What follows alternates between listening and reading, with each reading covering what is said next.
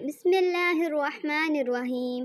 السلام علیکم ویورز، آج میں آپ لوگوں کے لیے ایک بہت ہی پیاری سی کہانی لے کر آئی ہوں۔ ایک دفعہ کا ذکر ہے کہ ایک چونٹی جو کہ دانے جمع کرنے کے لیے ایک راستے سے گزر رہی تھی کہ اچانک اس کی نظر شہد کے ایک چھتے پر پڑی۔ شہد کی خوشبو سے اس کے منہ میں پانی بھر آیا۔ چھتا ایک پتھر کے اوپر لگا تھا۔ چونٹی نے ہر چند کوشش کی کہ وہ پتھر کی دیوار سے اوپر چڑھ کر چھتے تک رسائی حاصل کرے، مگر ناکام رہی کیونکہ اس کا پاؤں پھسل جاتا تھا اور وہ گر پڑتی تھی۔ شہد کے لالچ نے اسے آواز لگانے پر مجبور کر دیا اور وہ فریاد کرنے لگی، اے لوگو، مجھے شہد کی طلب ہے۔ اگر کوئی جوان مرد مجھے شہد کے چھتے تک پہنچا دے تو میں اسے معاوضے کے طور پر ایک جو پیش کروں گی۔ ایک پردار چونٹی ہوا میں اڑ رہی تھی۔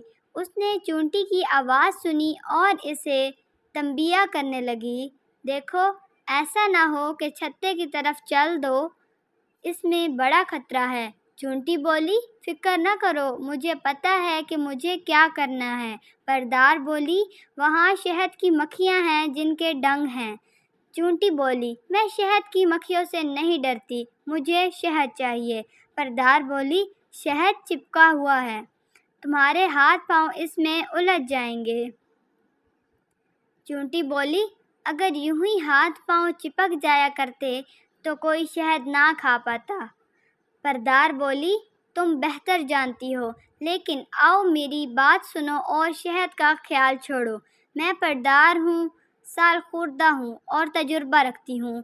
چھتے کی طرف جانا بہت مہنگا پڑے گا اور ممکن ہے تم کسی مصیبت میں گرفتار ہو جاؤ۔ چونٹی بولی، اگر ممکن ہو تو اپنی مزدوری لو اور مجھے وہاں تک پہنچا دو۔ اگر تم ایسا کرنے سے قاصر ہو تو زیادہ جوش نہ کھاؤ، مجھے کسی سرپرست کی ضرورت نہیں، اور جو نصیحت کرتا ہے مجھے ایک آنکھ نہیں بھاتا۔ پردار بولی، ممکن ہے کوئی ایسا نکل آئے جو تمہیں وہاں تک پہنچا دے، لیکن اس میں کوئی بھلائی نظر نہیں آتی، اور جس کام کا انجام اچھا نہ ہو میں اس میں معاونت نہیں کرتی۔ چونٹی بولی، خواہ مخواہ خود کو خستہ نہ کرو، میں تو آج ہر قیمت پر چھتے تک پہنچوں گی۔ پردار نے اپنی راہ لی اور چونٹی نے دوبارہ آواز لگائی، کوئی ہے جوان مرد جو مجھے شہد کے چھتے تک پہنچا دے اور معاوضے میں ایک جو مجھ سے وصول کر لے؟ اچانک ایک مکھی کا وہاں سے گزر ہوا۔ اس نے کہا، بیچاری چونٹی، تمہیں شہد کی طلب ہے اور تمہیں اس کا حق ہے، میں تمہاری آرزو بر لاتی ہوں۔ چونٹی بولی، اللہ برکت دے، خدا تمہاری عمر دراز کرے، تمہیں کہتے ہیں خیر خواہ جانور۔ مکھی نے چونٹی کو زمین سے اٹھایا اور اسے چھتے کے قریب بٹھا کر اڑ گئی۔ چونٹی حد درجہ مسرور تھی، کہنے لگی، واہ واہ، کیسی سعادت ہے، کیسا چھتا ہے، کیسی اچھی بو ہے، کیسا عمدہ شہد ہے، کیا مزہ ہے اس میں، اس سے بڑھ کر اور کیا خوش قسمتی ہو سکتی ہے۔ چونٹیاں کس قدر بدقسمت ہیں کہ گندم اور جو جمع کرتی ہیں اور کس وقت بھی ان کا رخ شہد کے چھتے کی جانب نہیں ہوتا۔